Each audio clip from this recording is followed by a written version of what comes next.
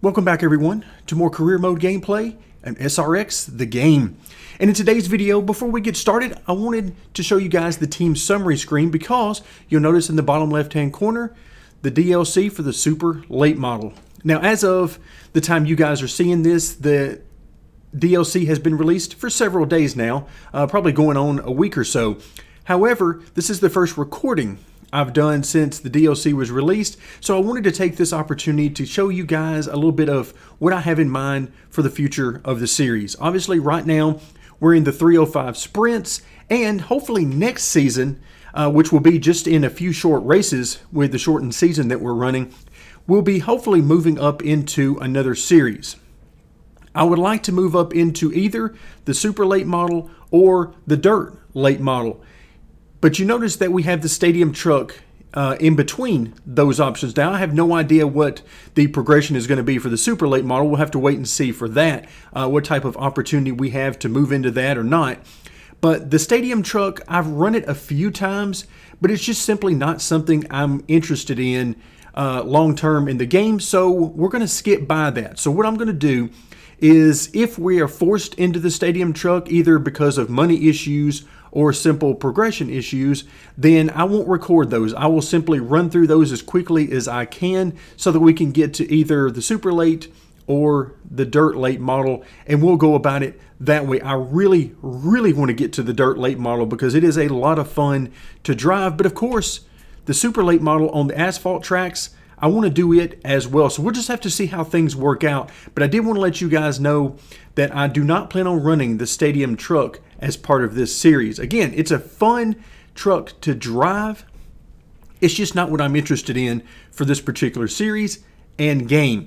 So with that in mind, let's go ahead and continue on to Season 2. And so right now, we are, if we hop over to the schedule, we're ready for race number 10 of 14. So we don't have that many races left in the 305. And with the idea of moving up into another series next season, we're going to try to save some money because, well, we're going to need all of that money we can as things have certainly changed. So with our next event being at Prairie Creek, we've seen this play out before. It's $9,500 for the first place prize, so about middle of the road, not quite 10 grand, but not too terribly far off either. It's a quarter-mile track located in Iowa. I think we're going to have quite a bit of fun here. Practice and qualifying in the books, and perhaps I was a bit optimistic in today's video about our prospects for today's race. We've talked before, Prairie Creek is just not a great track for me in the past, and unfortunately, it looks like that's continuing on today. So difficulty still where it has been, one step below the max difficulty. They were looking for a 967 from us in practice. The best I could do in the few laps I ran was a 991. And then you can see we pretty much backed that up in qualifying. I've made some changes to the setup to try to get a little bit more speed out of the car. We'll just have to see how it works out. Good luck, everybody. All right, top 4 advance directly into the A main, and that may be a bit of a challenge for, as you can see, we're starting just outside that in 5th position, so it's not completely out of the realm of possibility, but we definitely got our work cut out for us here at this place. My number one goal is just try not to overdrive the car, too much anyway. I just never seem to be able to get it right at this place. And you can see already, I am doing a great job of missing my marks. Ooh, look out, that was close. I think we were at least 3 wide there. All right, so we had made our way up into a top 4 position, but then I managed to lose that, and I cannot seem to get this car to stay down without just really staying on the brakes really hard. And of course that is a recipe for disaster as well.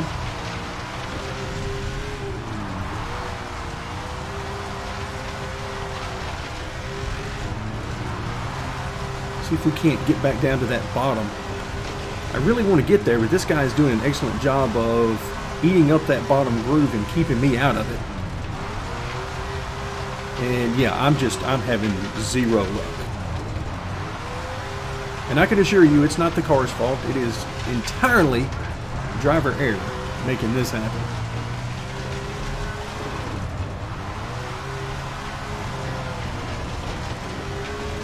I can't off the top of my head think of any track where I struggle more just every time than this one. I just can never seem to get it right. Alright, so 6th position. Definitely not what we were looking for. It's time for a little bit of the alphabet soup. Alright, the B main, bringing back some memories. Just when you thought we were done with the B main, no, in fact we are not. The driver has decided that we're just not going to get it right at this track. Alright, so the lesson for today is don't overdrive the car. Let's see if I can remember that and follow it.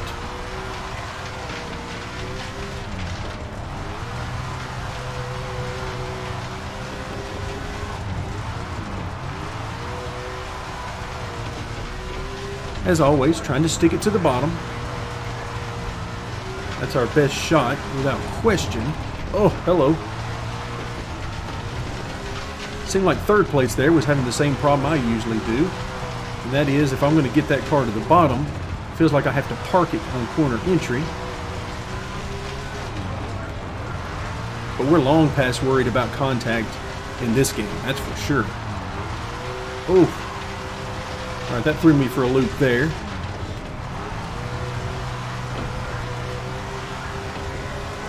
Wide is not where I want to be on the track.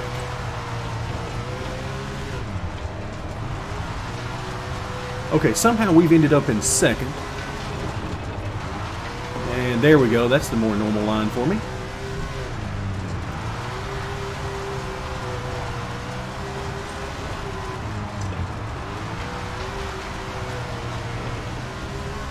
Alright, at some point I need to glance and see how many laps we have. Oh, never mind, 12 laps to go. There we go.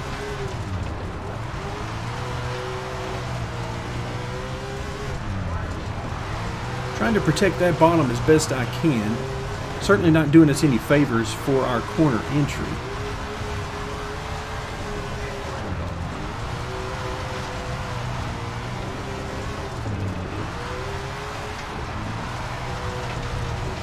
So as always, many different ways of running the track, with or without the brakes, trying to run it wide open, all those sorts of things. I definitely do not want to try to run it wide open because I'm nowhere near smooth enough at this place to try that.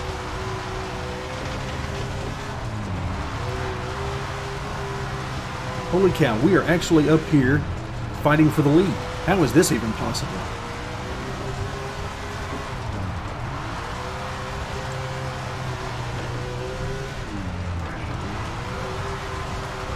Well, that makes me extremely happy.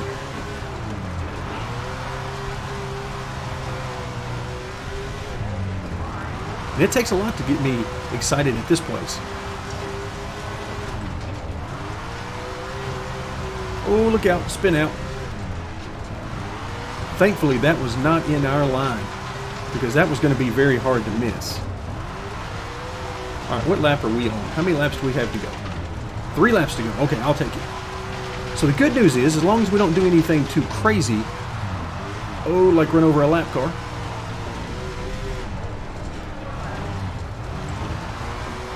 Woo, that was close. Right now we're just in survival mode.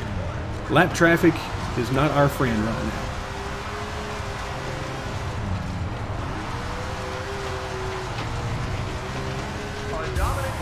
And somehow, like, I need to frame this. Like, I don't care if it's a B main.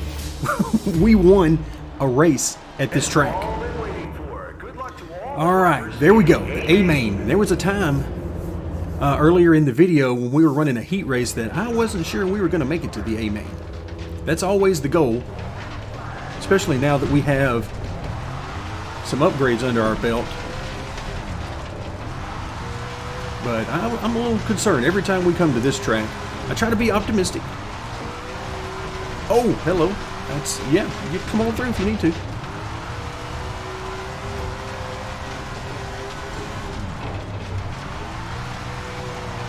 We're going to jump in there and fight with them.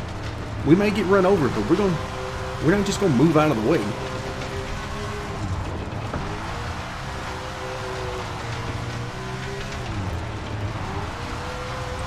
All right, so we're in 19th.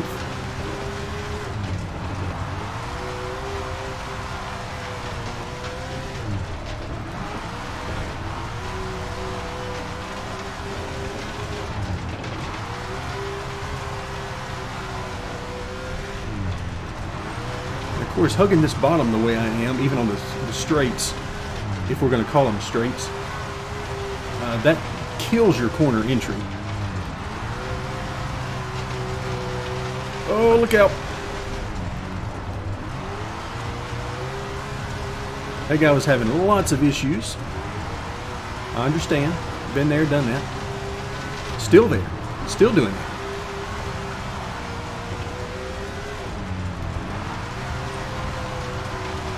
Alright, so I did make another adjustment. And what I did was I adjusted the right rear width. And I like to run the rears, if you watch the setup video that I did for the car, I like to run both of the rear tires at maximum width, simply to get the most width out of the rear of the car, just because I like the feel of that, even though more left rear actually tightens the car up, more right rear loosens it, so it seems a little bit backwards to want both of them that way, but again, it's a feel thing. But this time I have actually greatly reduced the right rear width to the point that we are very close to the minimum.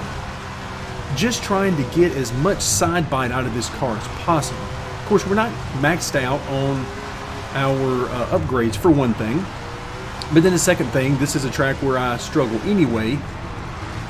And it's very easy for me to push the car wide constantly. So just trying to get as much side bite as I can out of the car. And it's working quite nicely.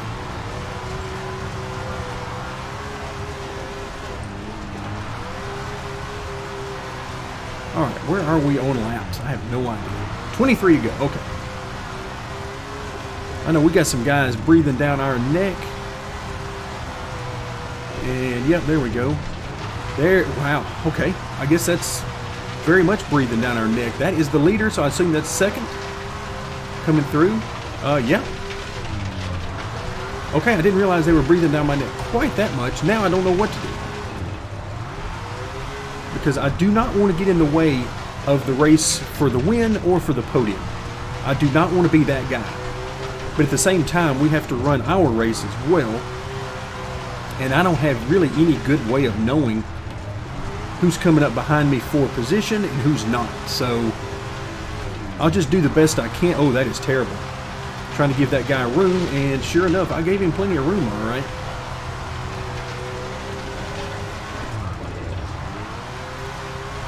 This is where I have the absolute utmost respect for the guys who do this in real life. All of the dirt racers that have no spotters and really no vision, at least not much of any vision. Look out. The way these guys slide them around and still manage, for the most part, to keep it off each other is just amazing to me. Nothing but respect for those guys. All right, 14 laps to go, and so far, I gotta say, not too bad. I mean, granted, oh, hello. Yeah, come on through if you need to.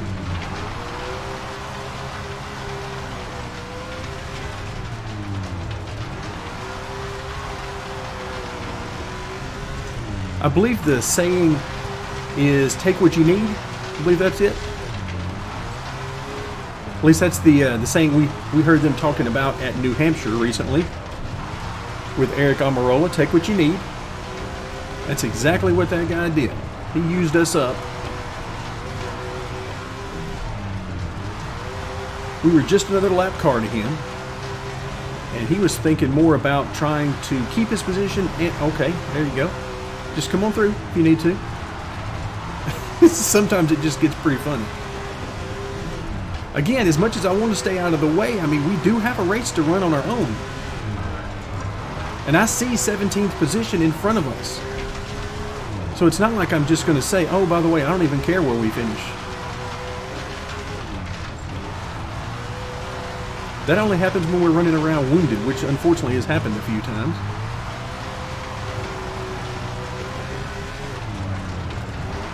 Alright, yep, I saw that guy down there. The worst thing is when you let somebody go like that in the midst of being lapped and it turns out it was for position. So that's the worst feeling. You're trying to be nice, let the leaders through and lead lap cars through, and then turns out, oh, by the way, that was for position.